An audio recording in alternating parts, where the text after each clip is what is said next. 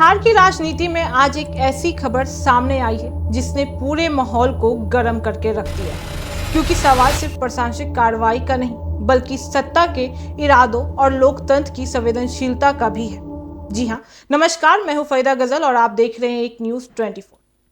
देखिए, जन अधिकार पार्टी के नेता पप्पू यादव ने सरकार के हालिया कदमों को लेकर सीधा हमला करते हुए कहा है कि वे किसी भी राजनीतिक दुर्भावना बदलने की भावना या विपक्ष को दबाने के लिए की जा रही कार्रवाई को बिल्कुल भी बर्दाश्त नहीं करेंगे। राबड़ी देवी के सरकारी बंगले में बदलाव पर तीखी प्रतिक्रिया देते हुए उन्होंने यह कहा है कि क्या सरकार जनता के विकास के लिए आई है या फिर राजनीतिक प्रतिशोध को लागू करने के लिए।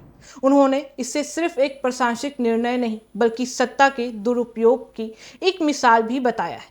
पप्पू यादव ने यह भी स्पष्ट कर दिया है कि गरीबों के घरों पर बुलडोजर चलाना किसी भी हालात में स्वीकार नहीं किया जाएगा, क्योंकि यह कदम सीधे सीधे उनके कमजोर परिवारों की जिंदगी को चोट भी पहुंचाता है, जो रोज की मेहनत कर अपना घर चलाते हैं। उनके मुताबिक सरकार को यह समझना होगा कि कानून व्यवस्था या अतिक्रमण हटाने के नाम पर यदि गरीबों की आजीविका कुचली जाएगी तो जनता न्यायालय तक जाने से पीछे नहीं हटेगी।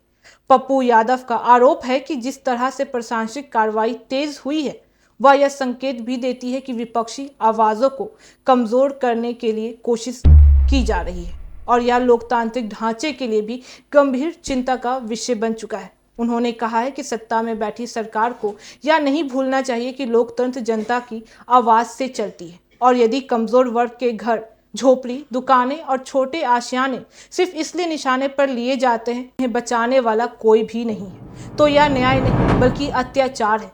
उन्होंने आगे कहा है कि सरकार का कर्तव्य है कि वह विकास के कामों को ईमानदारी और निष्पक्षता के साथ आगे बढ़ाए, ना कि बुलडोजर को राजनीतिक हथियार बनाकर विपक्ष और गरीबों के बीच डर का माहौल भी पैदा करे।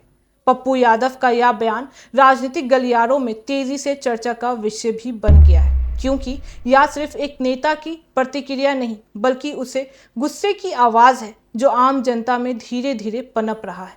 उन्होंने लोगों से यह भी अपील की है कि वे अपने अधिकारों के प्रति सतर्क रहें और अन्याय के खिलाफ आवाज उठाते रहें।